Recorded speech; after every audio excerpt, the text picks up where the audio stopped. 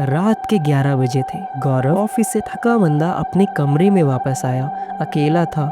नया शहर, नया घर। घर की दीवारें पुरानी थी, जिन पर जगह जगह सीलन दिख रही थी। गौरव ने इस पर ध्यान नहीं दिया, बस जल्दी से सोने की तैयारी में लग गया। जैसे ही वह बिस्तर पर लेटा, अचानक बगल वाले कमरे से कुछ गिरने की आवाज आई। वह चौंका। जाकर देखा, कमरा खाली था। उसने खिड़की बंद की और वापस बिस्तर पर आ गया। कुछ देर बाद फिर वही आवाज। इस बार आवाज साफ थी, जैसे कोई चल रहा हो। गौरव घबरा कर उठा।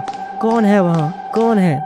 जवाब नहीं मिला। वह वापस कमरे में आकर लेट गया, लेकिन नींद अब उससे दूर जा चुकी थी। अचानक उसकी नजर सामने वाली दीवार पर पड़ी। हल्की रोशनी में एक परछाई दिख रही थी, जो धीरे धीरे बड़ी हो रही थी। गौरव ने पीछे मुड़कर देखा तो कुछ नहीं था। परछाई हिल रही थी, मानो कोई गौरव को देख रहा। वह घबरा कर उठा। लाइट जलाने की कोशिश की, लेकिन लाइट जली नहीं। दिल तेज तेज धड़क रहा था। वह मोबाइल की फ्लैश ऑन करके पीछे घूमा। कमरे में कोई नहीं था। परछाई अब साफ और बड़ी हो चुकी थी, जैसे वह दीवार से निकलने वाली हो। गौरव पीछे हटने लगा। परछाई भी साथ बढ़ने लगी। कौन हो तुम? कौन हो तुम? क्या चाहते हो? क्या चाहते हो? गौरव चीख उठा। परछाई उसके बिल्कुल पास आ गई। एक ठंडी हवा ने कमरे को भर दिया। गौरव की सांसें तेज होने लगी। उसने हिम्मत करके दरवाजा खोलने की कोशिश की, लेकिन दरवाजा जाम था। अचानक परछाई ने आकार लेना शुरू किया। एक चेहरा उभरने लगा। गौरव का चेहरा डर से पीला पड़ गया, क्योंकि वह चेहरा उसी का था। विकृत, भयावह और घृणा से भरा हुआ। वह सदमे में चीख पड़ा। तभी लाइट वापस आ गई। सब कुछ सामान्य हो गया। परछाई गायब थी, लेकिन दीवार पर नमी के धब्बे में एक मुस्कुराता हुआ चेहरा बन चुका था, जो धीरे धीरे गायब हो रहा था। अगले दिन गौरव ने पड़ोसियों से घर के बारे में पूछताछ की।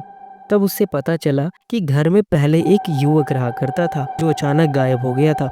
लोग कहते हैं कि उसने अपनी ही परछाई देखी थी, जो धीरे धीरे उसे पागलपन की ओर ले गई। गौरव यह सुनकर सिहर उठा। वह घर छोड़ने का फैसला कर चुका था। सामान बांधते समय अचानक उसके सामने से शीशे में फिर वही चेहरा उभर आया। इस बार गौरव ने घबराने के बजाय गुस्से में पूछा, तुम क्या चाहते हो मुझसे? चेहरा धीमे से मुस्कुराया और फुसफुसाया, मुक्ति। गौरव ने साहस जुटाया और बोला, कैसे?